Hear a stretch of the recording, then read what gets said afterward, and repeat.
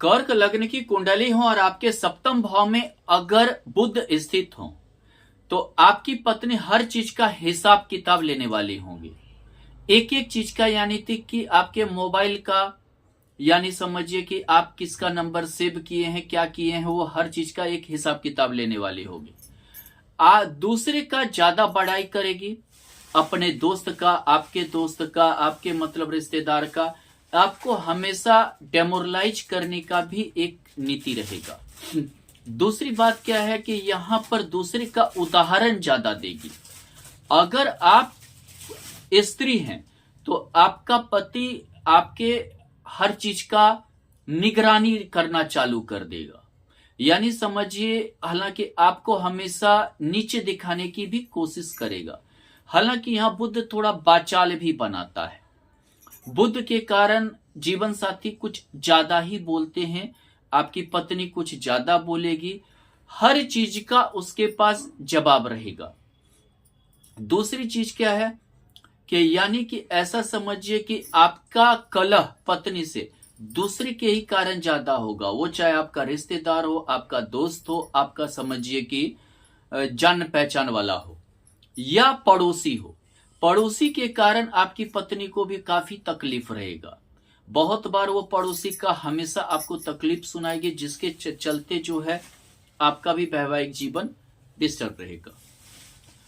अगर आपका कर्क लग्न की कुंडली है और आपके सप्तम भाव में अगर बुध के साथ चंद्रमा स्थित है तो बहुत ही ज्यादा सोचने वाली जीवन साथी होगा। अगर आप लड़का है तो आपकी पत्नी बहुत ज्यादा सोचेगी, हर एक एक चीज, कोई भी चीज को, छोटे छोटे चीज को सोचकर जो है आपको पागल बनाने का काम करेगी।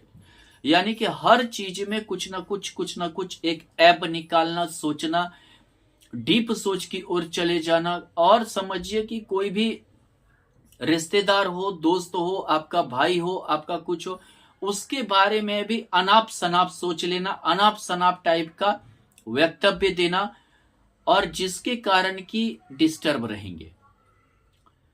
यहां पर देखें तो यहां पर चंद्रमा और बुध इतना कभी कभी डीप सोच की ओर ले जाता है कि अगर आप स्त्री हैं तो आपका जो पति है, यानी समझिए कि आपके मायके वाले के प्रति, या आपके भाई के प्रति, या आपके जो है समझिए दोस्त के प्रति कुछ अलग ही एक सोच बना लेंगे, कुछ अलग ही एक दुनिया बना लेंगे।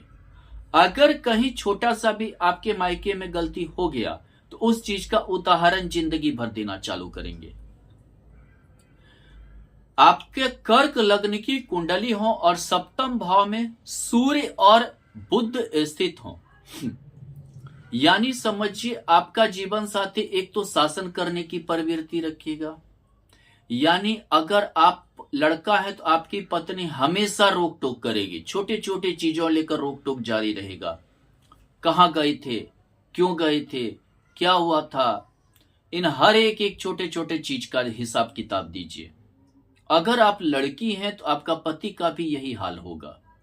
यहां तक कि आपके कमाई पर भी नजर ये रखेंगे, आपका जीवन साथी आपके कमाई पे नजर रखेंगे, आपके समझिए कि कौन आपसे मिला उस चीज पर जो है यहां तक नजर रहता है बहुत बार।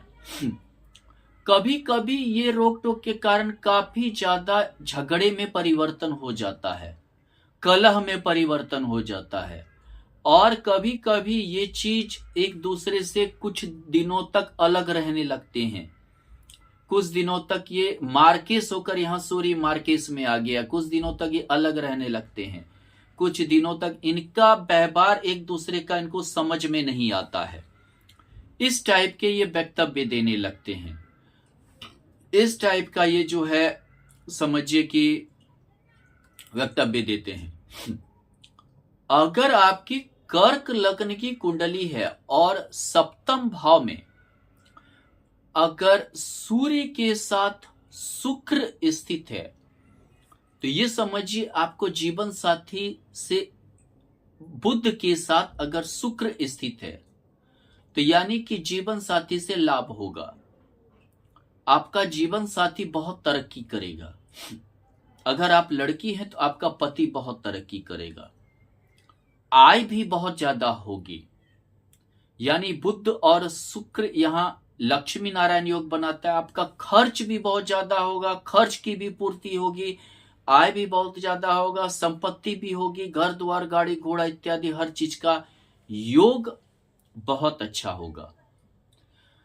ये समझिए कि बुद्धिमान भी होंगी, समझदार भी होगी, आधुनिक समय के साथ चलने में ज्यादा बिलीव होगा।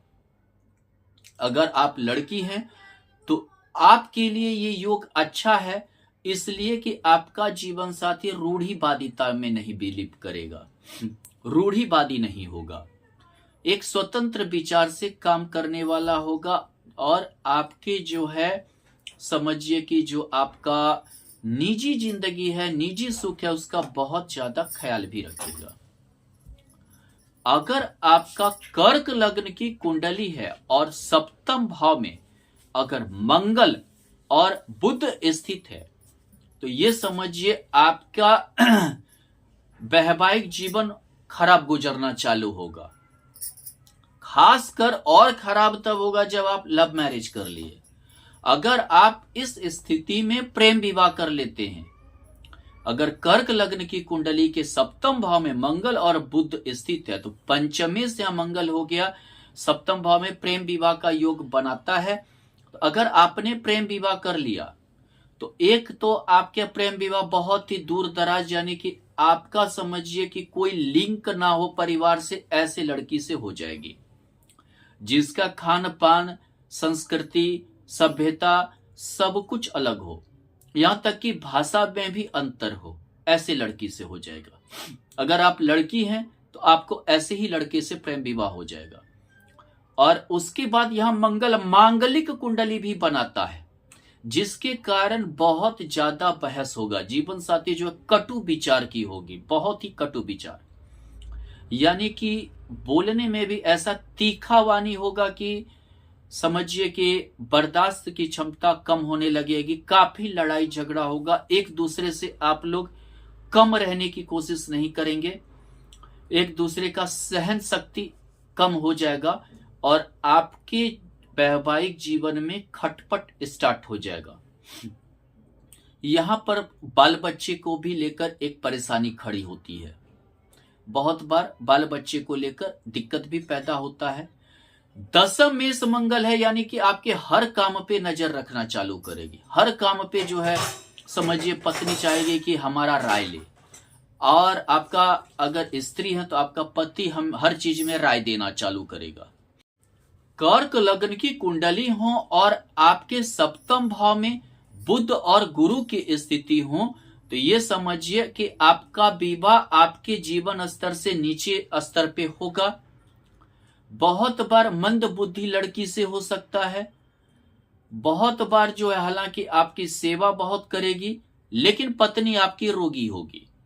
पत्नी पेट संबंधी समस्या से जूझेगी, लीवर संबंधी समस्या से जूझेगी, यानी कि पत्नी आपकी रोगी होगी और आपको विवाह के बाद काफी दिक्कत आने वाला है, काफी तकलीफ होने वाला है। यहाँ षष्ठेश और द्वादशेश का युति हो गया, यानी कि काफी दिक्कत होने वाला है। लेकिन यह भाग्येश होकर गुरु नीच का होना, यानी विवाह के बाद भाग्य आपका खराब भी हो सकता है, विवाह के बाद आपको काफी दिक्कत भी हो सकता है, विवाह के बाद आपको काफी परेशानी भी हो सकता है।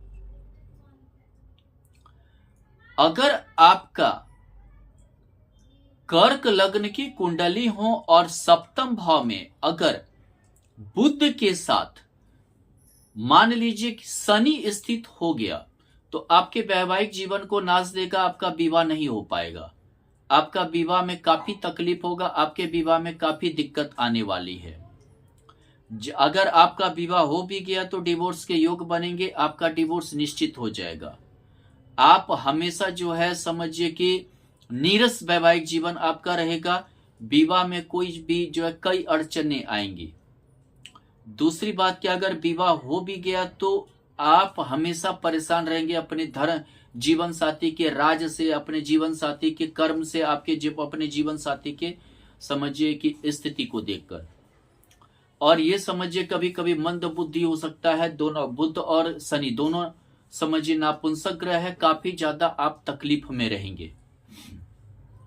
विवाह के बाद आपकी तरक्की नहीं होगी, आपका मायके ससुराल वाले आपको काफी ज्यादा जो है परेशान करेंगे। लड़की है तो आपको अपने मायके वाले से काफी परेशानी उठानी पड़ेगी, काफी दिक्कत होगा, आपका घर बसने में काफी समस्या आ जाएगा। अगर आपका कर्क लग्न की कुंडली हो, सप्तम भाव में बुध के साथ राहु स्थित हो, तो आपका जीवन साथी बहुत ज्यादा तीखा बोलेगी, विश्वास नहीं करेगी, हमेशा दूसरे का उदाहरण देगी, आपको नीचा दिखाने की कोशिश करेगी, आपको हमेशा डेमोरलाइज करेगी। हमेशा उसका मकसद रहेगा कि आपको कूटनीतिज्ञ टाइप का आपसे बोले, आपके रिलेशन से, आपके दोस्त से, आपके समझिए रिश्तेदार से अलग करना चाहेगी। आपको समझिए कि हमेशा जो है अपने मायके की ओर ज्यादा सटाने की कोशिश करना चाहेगी, और आपके ही पीछे ज्यादा षड्यंत्र आपके प्रति जो है रचना चालू करेगी। कर्क लग्न की कुंडली है और आपके सप्तम भाव में अगर बुध के साथ केतु स्थित है तो आपका वैवाहिक जीवन खराब गुजरेगा। यह समझिए कि पति पत्नी में कोई मेल ही नहीं हो पाएगा, पति पत्नी में काफी डिफरेंस रहेगा, पति पत्नी के व्यवहार में डिफरेंस रहेगा, पति पत्नी के समझिए कि वक्तव्य में डिफरेंस रहेगा, पति पत्नी का समझिए कि कोई भी चीज मेल नहीं खाएगा। कभी कभी ऐसा होगा कि आप दोनों अचानक से अलग रहना चालू कर देंगे, कुछ नहीं भी हुआ है तो भी अलग रहना चालू कर देंगे, यानी कि बहुत ही नीरस टाइप का वैवाहिक जीवन गुजरेगा और आपका समझिए कि वैवाहिक जीवन खराब रहेगा, और इसके वजह से आप काफी परेशानी में रहेंगे। कभी कभी वैवाहिक जीवन टूट जाता है, एक दूसरे को छोड़ देते हैं। अगर आप लड़की हैं तो हो सकता है आपको अपने मायके में ही समय व्यतीत करना पड़ जाए। अगर आप लड़का हैं तो समझिए कि आपकी वाइफ आपको छोड़कर जा सकती हैं। धन्यवाद।